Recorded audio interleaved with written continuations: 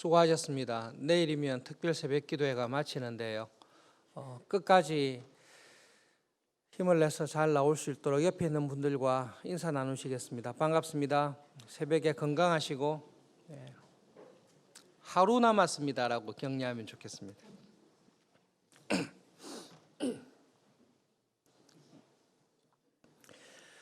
몇 가지 주제가 꼬여 있기 때문에 사실은 강의를 하는 게 제일 좋은 주제입니다. 그런데 강의를 할 수 있는 상황이 아닐 때는 긴 설명을 하지 않고 그냥 원론적인 중요한 것들을 간단하게 말씀을 드리겠습니다. 성령님께서 하나하나씩 깨닫는 은혜를 깊게 주시면 좋겠습니다.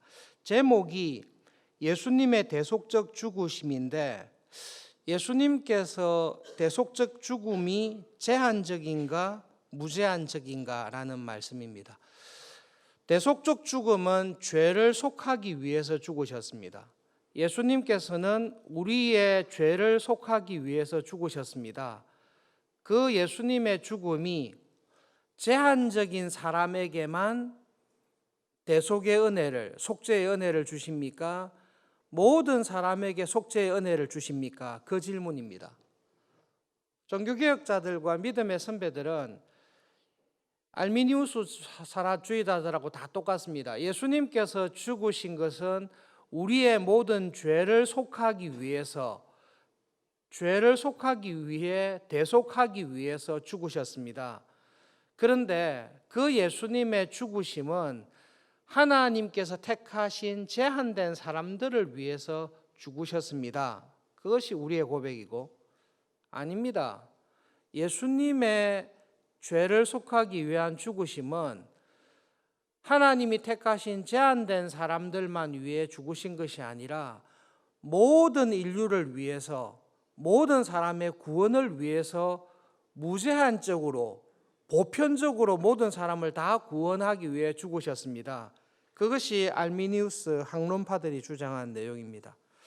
얼핏 보면 예수님의 죽으심이 제한된 사람들을 위해 죽으셨다기보다는 모든 사람들, 보편적인 무제한적으로 모든 사람들을 위해서 죽으셨다라는 것이 훨씬 더 은혜스럽습니다.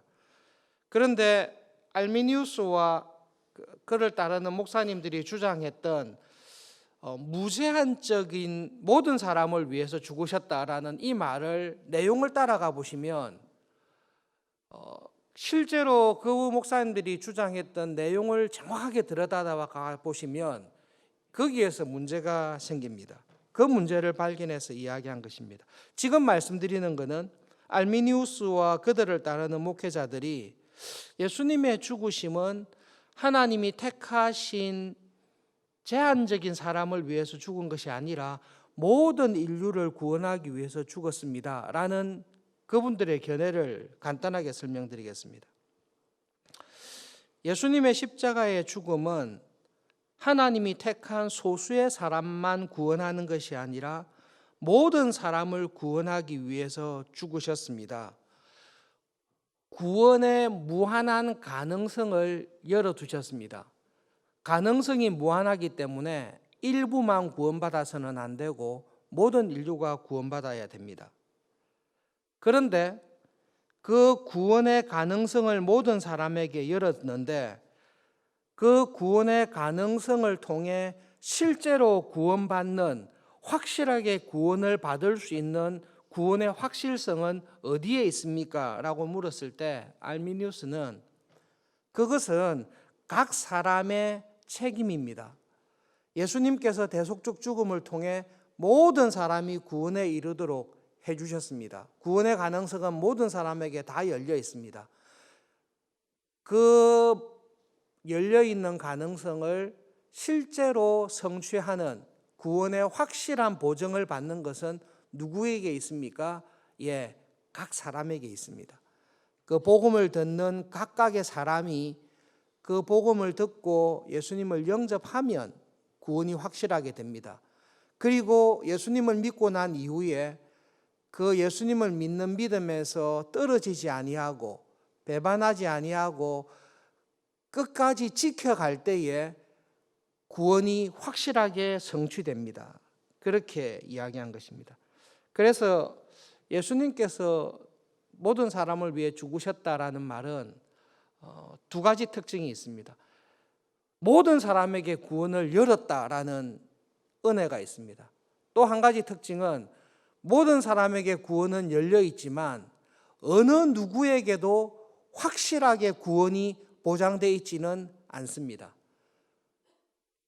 모든 사람에게 열어주신 구원의 가능성이 나에게 확실한 구원의 증거로 오기 위해서는 내가 그 복음을 듣고 영접하고 복음에 합당한 믿음의 삶을 배반하지 않고 끝까지 가는 것입니다. 그것이 알미니우스를 따르는 학론파들이 예수님의 대속적인 죽음은 제한적이지 않다, 예수님의 죽으심은 보편적이고 모든 사람을 위해 죽으셨다라고 주장할 때에 이야기했던 주장입니다. 그 이야기를 들었던 그 도르트 회의에 모였던 다른 개혁자들의 가르침을 따르는 목사님들은 그 주장에 좋은 점이 있고 문제점을 동시에 발견했습니다. 그래서 답을 하나님의 말씀과 우리 교회의 현실을 두고 이야기를 했습니다. 답이 아주 간단한데요.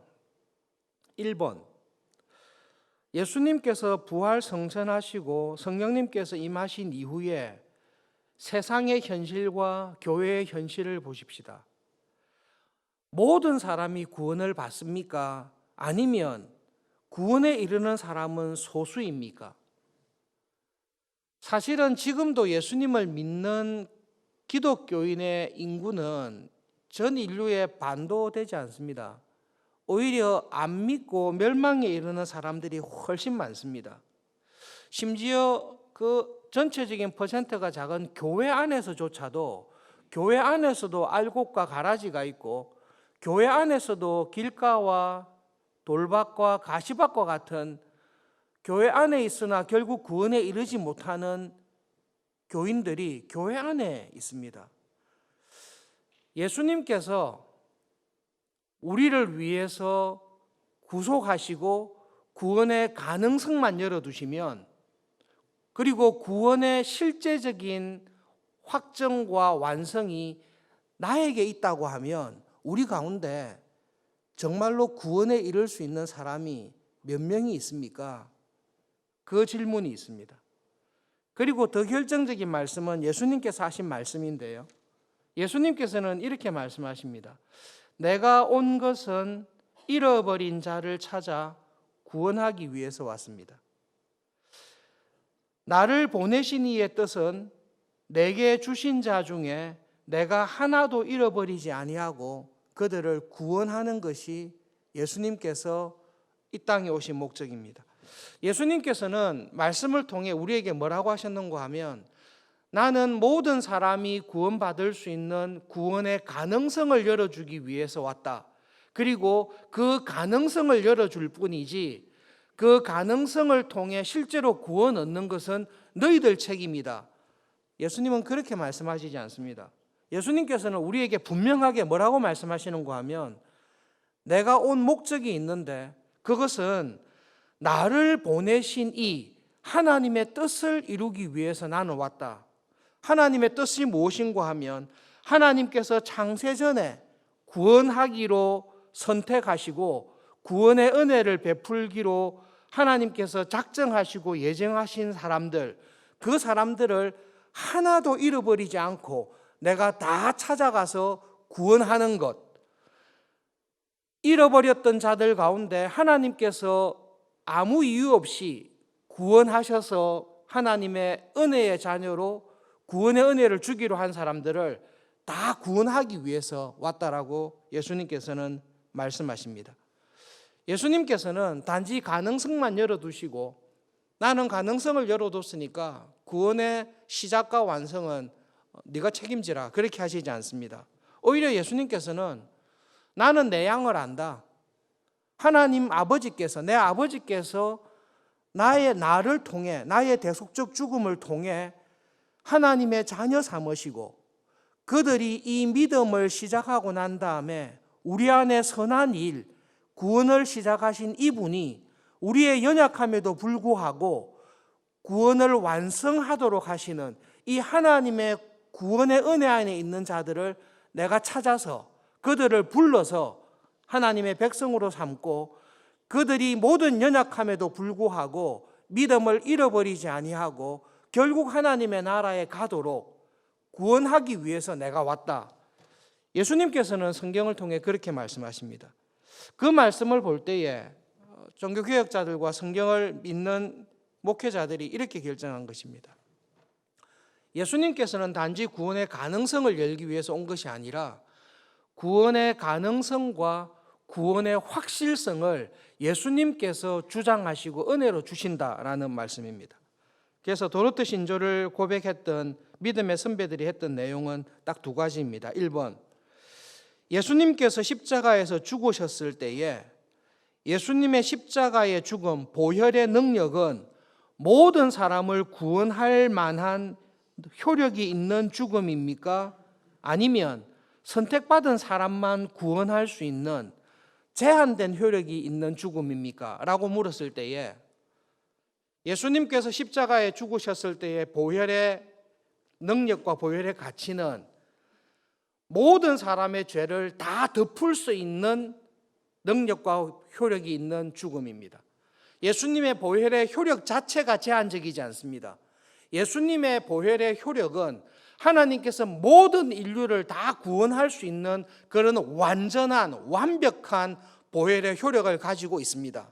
두 번째로, 그러나 이 예수님께서 십자가에서 흘리신 보혈의 효력과 능력이 실제로 적용될 때에는 모든 인류에게 적용되지 않습니다. 이 예수님의 보혈의 모든 능력과 효력이 적용될 때에는 일부에게만 적용되는 것이 교회의 현실이요 하나님께서 보여준 역사의 진행입니다. 그러므로 이 보혈의 효력을 통해 실제로 구원을 받고 구원의 은혜에 이르는 사람은 제한되어 있습니다. 그러므로 예수님의 대속적 죽음은 제한적이라고 밖에 말할 수 없습니다. 예수님의 죽음은 제한적입니다. 왜냐하면 보혈의 능력이 제한적이 아니라 이 보혈의 능력을 통해 실제로 구원을 이루시고 그 구원을 완성해 가도록 하나님의 택함을 받은 사람이 제한적이기 때문입니다. 이 제한된 사람의 구원은 확실합니다. 왜냐하면 내가 구원하겠다라고 작정하신 분이 하나님이시기 때문에 그 사람의 구원은 절대로 흔들리지 않습니다. 확실합니다. 알미니우스의 하나님의 대속적, 예수님의 대속적 죽음이 보편적이다라는 그 말씀이 참 은혜스러워 보이는데요. 사실 들어가면 굉장히 불안합니다. 모든 사람을 구원하도록 위해서 죽으셨습니다.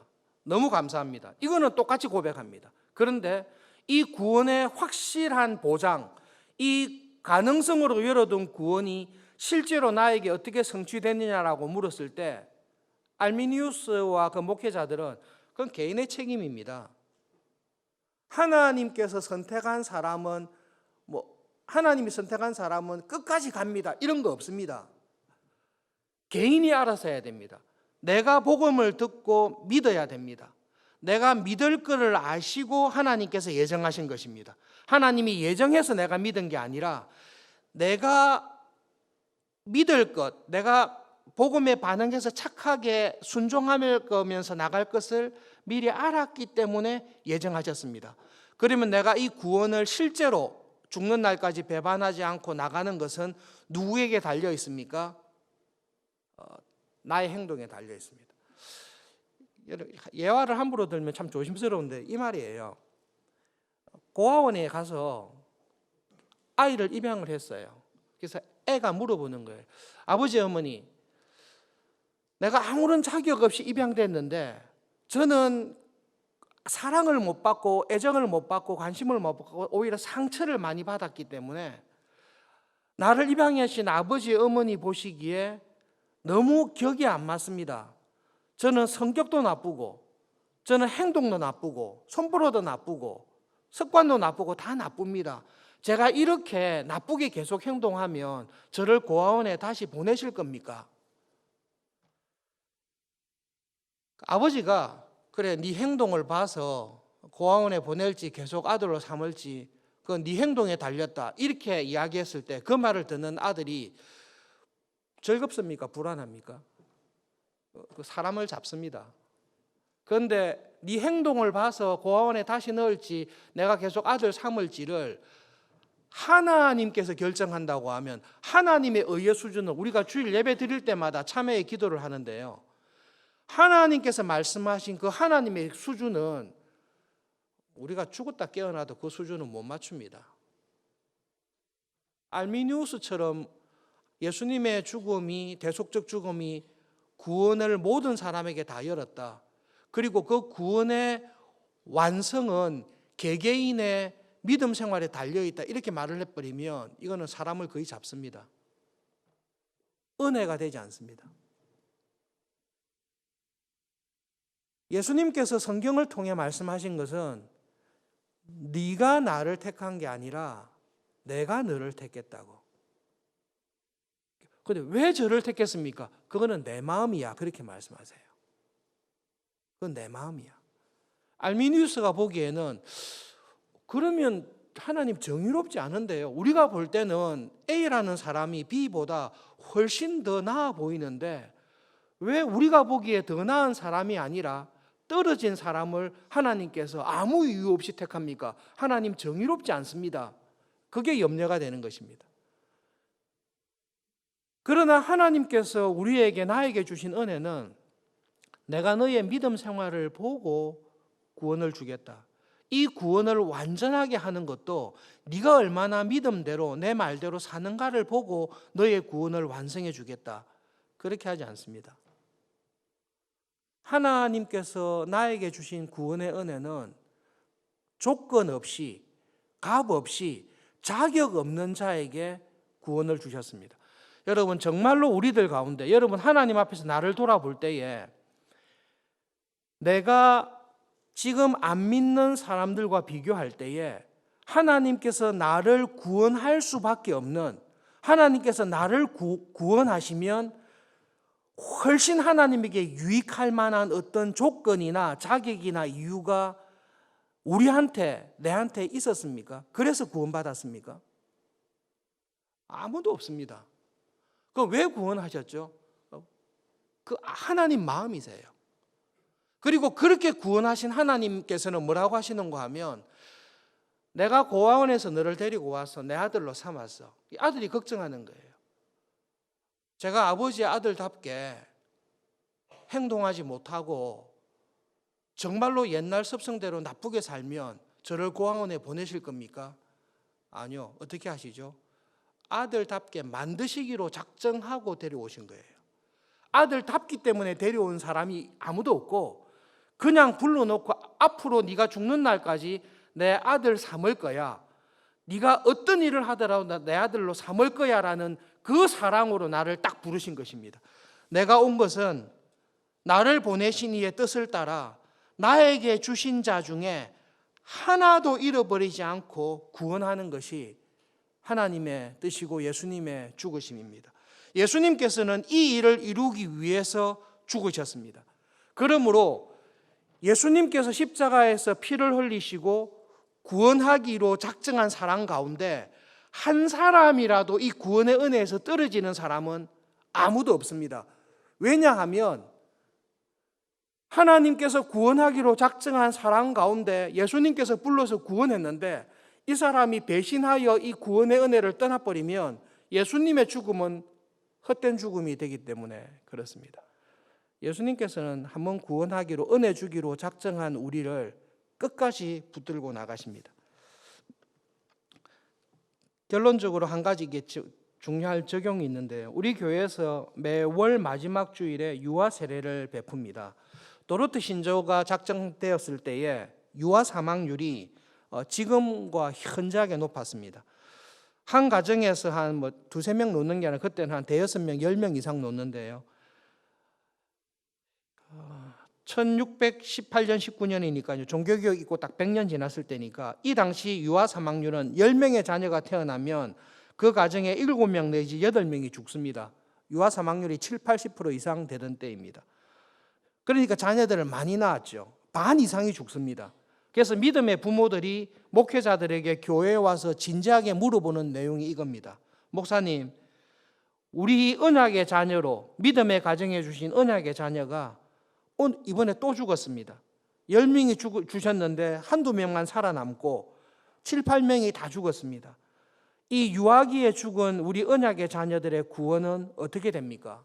이게 굉장히 심각한 고민이었습니다. 도로트 신조에 나와 있습니다. 유아세례 교육할 때에 자녀를 둘째를 놓으시면 이 공부하게 되어 있습니다. 첫째 놓을 때는 좀 분량이 많아서 못하는데요. 둘을 놓으시면 이 공부를 하게 되어 있습니다. 알미니우스를 따르는 목회자들은 이렇게 고백했습니다. 구원의 시작과 완성은 개인에게 있는데 유아기에 죽은 아이들은 예수님을 믿을 가능성을 발휘도 하기 전에 죽었잖아요. 하나님께서는 예수님을 믿을 것을 보시고 구원하는데 태어나자마자 죽은 애들은 예수님을 믿으려고 할지 안 할지를 가능성을 보이기 전에 죽었기 때문에 하나님도 모르세요. 그리고 또 장점이 뭔가 하면 뭔가를 하기도 전에 죽어버렸기 때문에 죄를 지은 것도 없습니다. 알미니우스를 따르는 목회자들은 펠라기우스하고 같은 견해를 가지고 있습니다. 하나님은 원죄만으로 정죄하지 않는다, 이런 믿음을 갖고 있습니다. 그래서 알미니우스를 따르는 사람들은 유아기에 죽은 아이들은 구원의 확실한 보장도 없고 유기되었다는 확실한 보장도 없다. 그런데 원죄만 있고 자범죄는 짓지 않았기 때문에 원죄만으로는 정죄하지 않을 것이다. 그러므로 다 구원받았을 가능성이 크다. 그렇게 이야기를 했습니다. 여러분, 원죄만 가지고 있고 자범죄를 짓지 않았으면 하나님 나라에 갈 수 있다라고 하면 예수님께서 오셔서 십자가를 지실 일은 정말로 없습니다. 종교개혁자들, 믿음의 선배들이 이 언약의 자녀들을 보면서 교인들에게 하나님의 언약과 하나님의 성품에 근거해서 우리는 이렇게 믿습니다라고 고백한 것입니다. 여러분, 구원의 결국은 하나님께서 결정하시지 우리가 결정하지 않습니다. 그러나 하나님께서 예수님의 대속적 죽음과 우리에게 주신 무조건적인 은혜에 주시는 하나님을 볼 때에 믿음의 선배들이 유아기에 죽은 많은 자녀를 가진 믿음의 부모들에게 우리는 이렇게 믿습니다라고 교회가 고백한 내용이 있습니다. 1번, 유아세례 때 하는 말씀인데요. 하나님께서 이 아이를 이 세상에 보내실 때에 하나님을 믿고 예수님을 주와 그리스도로 고백하는 믿음의 가정에, 믿음의 부모에, 주님의 교회의 일원으로 보내주셨습니다. 그것은 하나님의 언약과 구원의 축복 속에, 언약이라는 하나님의 구원의 축복이 언약의 자녀라는 그 하나님의 섭리와 뜻 가운데 우리에게 보여주셨습니다. 하나님께서는 구원하기로 작정하시고 은혜를 베푸신 자에게 구원을 취소하지 않습니다. 하나님은 구원을 취소하실 거면 아예 시작을 안 하시는 분입니다. 하나님은 구원의 은혜를 주시기로 하셨다고 하면 그 사람을 끝까지 붙들고 하나님께서 주도적으로 붙들고 가십니다. 우리의 자녀가 언약의 자녀로 태어났습니다. 그러나 입교하지는 못했습니다. 그러나 언약의 자녀를 주셔서 하나님의 언약적 축복 안에 주신 이 자녀는 하나님의 구원의 은혜 안에 있는 자녀임을 우리는 믿습니다. 그러므로 우리는 하나님의 나라에 갔을 때에 언약의 안에 있었던 우리의 자녀들이 하나님의 은혜로 말미암아 하나님의 나라에서 보게 될 것을 우리는 진심으로 기대하고 믿고 우리의 고백은 그렇습니다. 얼핏 보면 예수님의 대속적 죽음이 무제한적이고 모든 사람을 위한 구원이다라고 하는 것이 훨씬 은혜스러워 보입니다. 그런데 자세히 내용을 들여다보시면 그렇지 않습니다. 오히려 예수님께서 하신 말씀, 하나님께서 구원을 주시는 하나님의 본성, 그 모습을 살펴볼 때에 예수님께서 십자가에서 죽으셨을 때 예수님께서는 모든 사람의 죄를 덮을 수 있는 죽음을 죽으셨지만 그 대속적 죽음이 실제로 적용되는 것은 제한된 사람들입니다. 그거는 인류의 역사가, 교회의 역사가 증명합니다. 제한된 사람들입니다. 그리고 이 제한된 사람들의 구원은 하나님께서 반드시 이루십니다. 이 하나님의 제한된 하나님이 구원하기로, 창세전에 구원하기로 작정한 이 사람들의 구원은 아무도 흔들 수 없습니다. 지옥의 권세도 사탄도 그 어떤 환난과 시험도 너는 내 양이야, 내가 너를 구원하여 주기로 했다라고 하신 하나님의 은혜 안에 있는 사람을 결코 건드릴 수 없고 무너뜨릴 수 없습니다. 그 은혜 안에 우리가 들어가 있습니다. 내가 왜 들어가 있습니까? 라고 물었을 때에 하나님의 마음입니다. 하나님께서는 그 은혜를 우리에게 주시고 내가 너의 믿음과 구원을 끝까지 붙들고 갈 것이고 내 손에서 너를 빼앗아 갈 것은 아무것도 없다. 그것이 제한된 대속을 이야기한 믿음의 선배들이 고백했던 신앙의 내용입니다. 말씀을 기억하면서 하나님, 저를 하나님의 자녀로 삼으신 하나님께서는 저를 결코 포기하지 않으시는 것을 기억하며 감사합니다. 그러므로 마음대로 살아도 되겠네. 이게 사탄의 시험이고요. 그런 구원의 은혜를 주신 하나님이 나를 끝까지 붙들고 이기게 하실 것을 믿으니 그 구원의 확실한 확신과 평안 가운데 흔들리지 않고 하나님의 사람으로 살아가는, 내가 있는 곳에서 하나님의 뜻을 이루는 사람으로 살아가는 구원의 은혜를 오늘도 더해 주십시오. 그렇게 기도하시며 하나님과 동행하시는 하루 되시기를 바랍니다. 기도하겠습니다.